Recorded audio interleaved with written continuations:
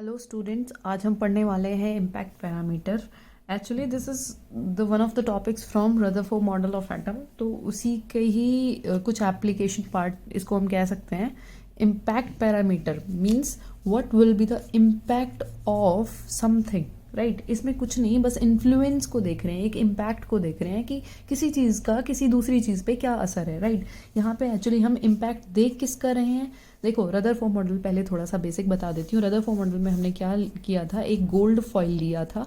Gold foil means अ foil having gold atom, right. और उसके ऊपर हमने अल्फा पार्टिकल्स की स्कैटरिंग करवाई थी, और उनकी स्कैटरिंग के बाद हमें बहुत सारे कंक्लूजन्स ये पता चले थे। Sometimes the alpha particle will strike the gold foil, sometimes it retraces its path backwards and sometime it scatters. तो ऐसे कुछ रिजल्ट्स हमारे पास आए थे, जिनसे हमने न्यूक्लियस की डिस्कवरी के बारे में बात की थी, जिनसे हमने साइज ऑफ एटम के बारे में बात करी थी। हमें एटम के थोड़े थोड़े स्ट्रक्चर के बारे में वहाँ से नॉलेज हो जाती है, राइट। अच्छा, इम्पैक्ट पैरामीटर पे आते हैं। इम्पैक्ट पैरामीटर क्या था? अब जैसे ही हमने गोल्ड फॉइल लिया, गोल्ड फॉइल के ऊपर हमने अपने अल्फ़ा पार्टिकल्स को स्कैटर करवाया। अब क्या होता है, गोल्ड फॉइल के अंदर क्या है? गोल्ड फॉइल के न्यूक्लियस में प्रोटॉन्स हैं, न्यूट्रॉन्स हैं, राइट। प्रोटॉन्स और न्यूट्रॉन्स जो भी हैं वो इनकमिंग अल्फ़ा पार्टिकल्स को कैसे ना कैसे इम्पैक्ट तो करेंगे, क्योंकि भाई gold is heavy nucleus, right? Gold is a heavy nucleus in comparison to the alpha particle, right? ये इसका न्यूक्लियस तो इसके सामने बहुत छोटा है ना। तो ये कैसे इम्पैक्ट करेगा, किस फैक्टर से ये इम्पैक्ट करेगा इस अल्फा पार्टिकल को? That is the only thing. Impact भी वो किस टर्म्स में कर रहा है, इसको हम स्कैटरिंग की टर्म्स में पढ़ते हैं, राइट। स्कैटरिंग की टर्म्स में कैसे? क्योंकि कई बार तो अल्फ़ा पार्टिकल्स जो आएंगे वो सीधा आएंगे और अपना मतलब कुछ कंक्लूजन्स बनाई जा रही थी कि सपोज हमारे पास पहली रे है ये अल्फ़ा पार्टिकल्स की, ये सीधा आ रही थी, और इस न्यूक्लियस की वजह से वो रे सीधा आते आते कुछ पॉइंट पे जाके रिट्रेस हो गई बैकवर्ड्स, मतलब it makes some 180 degree. Okay, इसका जो पाथवे था, इसकी जो ट्रेजेक्ट्री थी वो उल्टी हो गई, राइट। दूसरी रे जो आती है, सेकंड वाली को अगर हम देखें तो ये आई और ये कुछ एंगल पे जाके स्कैटर हुई, राइट, लेकिन ये गई बैकवर्ड्स ही। सिमिलरली जब हम थर्ड वाली पे जाते हैं तो थर्ड वाली कुछ इस तरह से, देखिए यहाँ से चलते हुए इस तरह से गई। अगर हम फोर्थ वाली को देखें, this one is the fourth one, यहाँ से देखें तो it will perpendicularly gone upwards, right.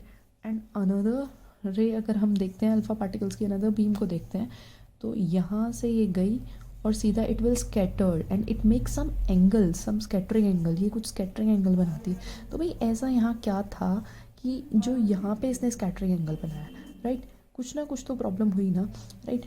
अच्छा, तो यही था कि इस न्यूक्लियस का कहाँ तक इम्पैक्ट होगा इस तरीके का, और कहाँ से ये जो है थोड़ी बहुत डिफ्लेक्शन हमें शो करके देगा, राइट। जहाँ से ये डिफ्लेक्शन एंगल मिल रहा था वहाँ तक का ही हम डिस्टेंस जो मेजर करते हैं परपेंडिकुलर टू द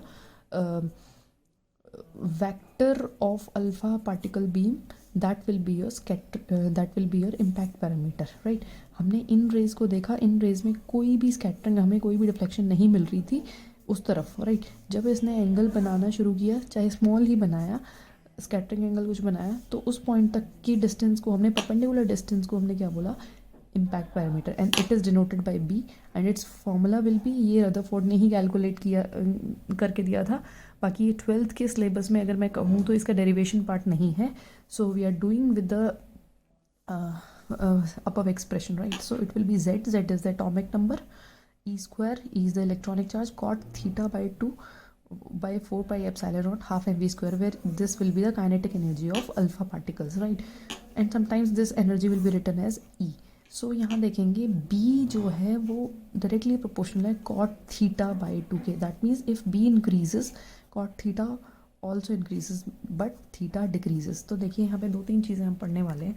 अगर b की वैल्यू बहुत लार्ज है, if b is large enough, right, तो जो फोर्स एक्सपीरियंस करेगी अल्फ़ा पार्टिकल की beam, that force will be weak. बात समझने की कोशिश करना। अगर b की वैल्यू लार्ज है, मतलब स्कैटरिंग जो है या डिफ्लेक्शन जो है वो यहाँ कहीं जाके होगी, मतलब यहाँ तक तो तुम्हारा इम्पैक्ट पैरामीटर बढ़ गया ना, तो स्कैटरिंग जो है तुम्हारी यहाँ जाके मतलब इसका फोर्स इस पे जो फोर्स लग रहा है ना, because force is inversely proportional to distance का स्क्वायर, राइट, इसलिए फोर्स वीक होगा।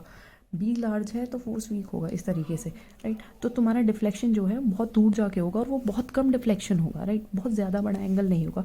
So for that theta will be small. ये 2-3 चीज़ें आप थोड़ा सा ध्यान से देखिएगा, ये मैं थोड़ा सा हाईलाइट कर दूँ।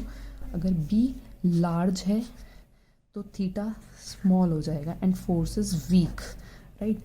And another thing is when B is small, अगर बी को हम स्मॉल कर देते हैं तो हमारा फोर्स क्या हो जाएगा, लार्ज। आप जैसे कि समझ सकते हैं कैसे, देखिए बी की वैल्यू स्मॉल है, दैट मीन्स डिफ्लेक्शन यहीं कहीं से शुरू होगी और वो जो डिफ्लेक्शन होगी ना वो हायर एंगल पे होगी, राइट, क्योंकि डिफ्लेक्शन बहुत स्ट्रांग होगी यहाँ पे। Nuclear forces, coulombic force of repulsion जो है वो बहुत ज़्यादा होगा।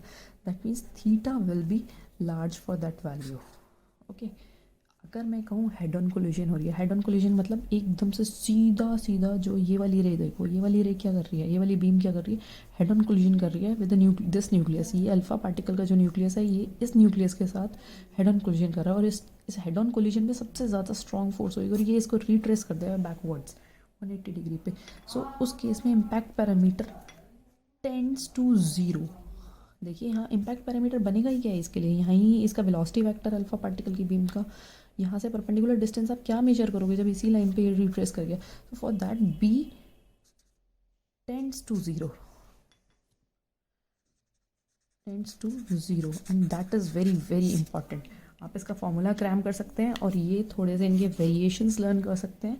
That is all about impact parameter. और मुझे नहीं लगता है इसके बाहर इम्पैक्ट पैरामीटर पे कोई क्वेश्चन बन सकता है। इसके एक्सप्रेशन पे कैसे जेड के अकॉर्डिंग वेरी करता है, कैसे काइनेटिक एनर्जी के साथ वो वेरी करता है, कैसे एंगल के साथ वो वेरी करता है। एंगल का मैंने आपको बता ही दिया है, बाकी एनर्जी और जेड के साथ आप उसका रिलेशन डायरेक्ट और इन्वर्स देख सकते हैं। That is all about impact parameter. Thank you, thanks for watching.